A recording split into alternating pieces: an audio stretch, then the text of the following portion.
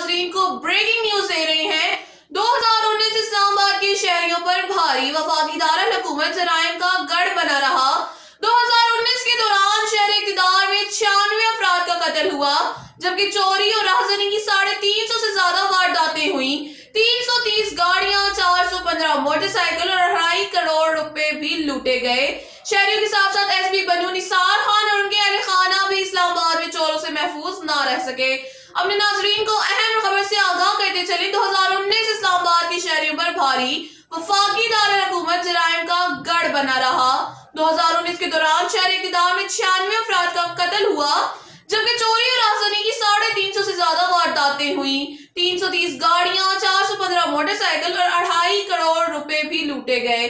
शहरियों के साथ साथ एसपी बनू निसार खान और उनके अहले खाना भी इस्लामाबाद में चोरों से महफूज ना रह सके। लेकिन 2018 की निस्बत 2019 में जराइम की शरह में कमी आई है।